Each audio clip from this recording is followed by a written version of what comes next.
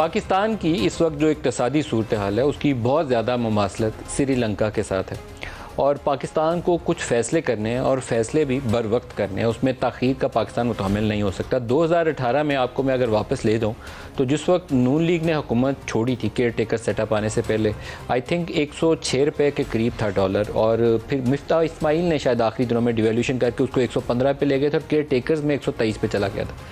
इसके बाद जब पाकिस्तान तहरीक इंसाफ ने हुकूमत संभाली तो सबसे बड़ा जो क्राइसिस लाइक सिचुएशन डेवलप हुई वो इसलिए डेवलप हुई कि 8 माह पहले ये फैसला ही नहीं किया जा सका कि हमें IMF के पास जाना है या नहीं जाना। Imran Khan former prime minister जब सऊदी अरब के दौरे पर पहली दफ़ा तशरीफ़ लेकर गए तो सऊदी अरब ने हमें इमदाद वगैरह नहीं दी थी। ये हमारे उनसे बहुत करीबी रवाबत हैं, बहुत दोस्ती है उनसे, लेकिन वो जो इमदादी पैकेज की हम आस उम्मीद लगाए बैठे थे वो हमें मिला नहीं था। मैं दोबारा दोहरा रहा हूँ, ना UAE ने दिया था, ना कतर ने दिया था, ना चाइना से मिला था। और रीज़न क्या थी? रीज़न वो ये कहते थे कि Pakistan balance of payment crisis में रोज़ फंस के आ जाता है, खुद फंडामेंटल रिफॉर्म्स आप करते नहीं हैं, तो जब तक IMF ऑन बोर्ड नहीं आएगा आप हमसे ऐसी आस उम्मीद मत लगाएं।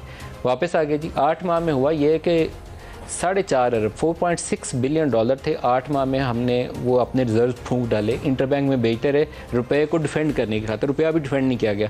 रुपया एक दिन 142 पे जाता था, अगले दिन ये डॉलर बेचते थे 136 पे आता था। अल्टीमेटली वो 189 पे जाके टच किया पाकिस्तान तहरीक इंसाफ के आखिरी दिनों में। PMLN टेक ओवर करती है इमरान खान की इस तब्दीली के बाद, वोट ऑफ नो कॉन्फिडेंस के बाद, और रुपये को 181 पे ले आते हैं। मुझे पता है ये बड़ा आसान सा तरीका है, एक दिन आप 20,000 25,000 डॉलर मार्केट में 50,000 या 1 लाख डॉलर फेंकें क्लोजिंग ट्रांजैक्शन में और आपको रेट नज़र आएगा कि नहीं हमारा रुपया मजबूत हो रहा है। रुपया मजबूत नहीं हो रहा क्योंकि रिजर्व्स आपके आखिरी तकरीबन 4 माह में जो स्टेट बैंक के पास नेट रिजर्व्स थे वो उसमें 6-7 अरब डॉलर की कमी है। 10 अरब डॉलर है स्टेट बैंक के पास, बाकी प्राइवेट बैंकों का पैसा है। और इस 10 अरब डॉलर में भी जो सऊदी पैसा है, जो UAE का पैसा है, जो कतर का पैसा है और चाइनीज़ रोल ओवर 2.4 का भी नहीं किया, कुछ उनका भी पैसा पड़ा है, वो अगर निकालूँ मैं तो पीछे कुछ नहीं बचता जिससे लोगों को तसल्ली दी जा सके।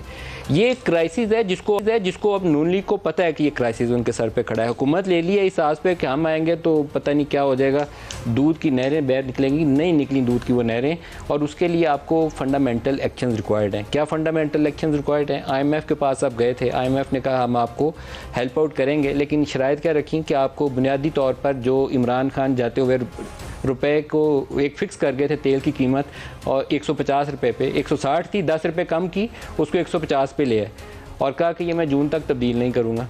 अब ये पॉलिटिकल एक डिसीजन है जिसको शहबाज शरीफ को लेना है। अगर तो डरेंगे वो काम पे टांगने, वो बिलावल वाला जुमला, अगर तो वही सिचुएशन हुई तो हम एक श्रीलंका वाली सिचुएशन में फंसने जा रहे हैं, क्योंकि इस वक्त जो बैन अवी सतह पर तेल की कीमतें हैं तकरीबन वो 200 रुपये पे पाकिस्तान में आके पड़ता है फ़ी लीटर। अगर आप टैक्सेस वगैरह निकाल भी दें तो 180 के करीब पड़ता है पेट्रोल और 200 से ऊपर पड़ता है जाके डीज़ल। ये एडजस्टमेंट नहीं करते तो 100 अरब रुपया पर मंथ कॉस्ट है जो हम जेब से दे रहे हैं। और दूसरा इससे बड़ा 100 अरब दे लें आप, 500-700-800 अरब रुपये का मज़ीद खसारा कर लेंगे बजट में। उससे बड़ा इशू ये है कि आपके पास डॉलर्स नहीं है। IMF कहते हैं उसके बगैर पैसे नहीं दूंगा, world bank ADB on hold चले जाएगा। सऊदी अरब, UAE, कतर और चाइना, ये पैसे हमें तब मिलेंगे कि IMF ऑन बोर्ड आएगा। तो व्हाट टू डू? चॉइस बड़ी सिंपल है कि चॉइस यही है कि आप अभी फ़ैसला करें और उसके ऊपर बिल्ड करें, और दूसरा हल ये है कि फिर आप घर जाएँ, केयर टेकर्स लाएँ और केयर टेकर्स को ये फैसला करने दें। दरमियानी राह नहीं है। आप 4-6 माह इसी घूम में नहीं गुजार सकते जैसे PTI ने 8 माह गुजारे थे। उसका नतीजा ये है कि रुपया 190 पे है, 190 से और कितनी छलांग मारेंगे? ये उसकी कॉस्ट अपनी जेन में रखें कि हम कितना बड़ा क्राइसिस फेस कर रहे हैं। मेरे ख्याल में इसकी इस्टेब्लिशमेंट को भी रियलाइजेशन है, इसकी नून लीग को भी अंडरस्टैंडिंग है, और शायद यही अंडरस्टैंडिंग है जिसके बायस एक वो प्राइवेट मीटिंग कह रहे हैं कि जो शहबाज शरीफ भी और PMLN की जो टॉप टियर है वो लंदन जा रही है, नवाज शरीफ के साथ बैठेंगे, डिस्कस करेंगे, वे फॉरवर्ड डिस्कस करेंगे और इसके ऊपर टाइमली डिसीजन लेने। इसके लिए 3-4 माह का वक्त नहीं है पास, ये अभी हफ्ते 2 हफ्ते के अंदर करना है। आर या पार वाला जो काम है ना, आर या पार वाले डिसीजन अभी लेने हैं। ये ओवरऑल सिचुएशन है जिसके ऊपर हम प्रोग्राम कर रहे हैं, और इमरान खान अपने जलसों में वो अपनी ललकार बरकरार रखेंगे, बल्कि वो जिस तरह अग्रेसिवली कर रहे हैं उससे सिर्फ एक खौफ ये है कि वो वाक़तन वो श्रीलंका वाले जो सिविल सिचुएशन है उसकी वो डेवलप ना हो जाए कि सड़कों के ऊपर फसादात हैं। आज फ़ौज डिप्लॉय की गई है, इसके बावजूद फसादात नहीं ख़त्म हुए, वज़ीर आज़म इस्तीफ़ा दे के जा चुके हैं। तो हमें उस सूरत हाल से पाकिस्तान को बचाना है।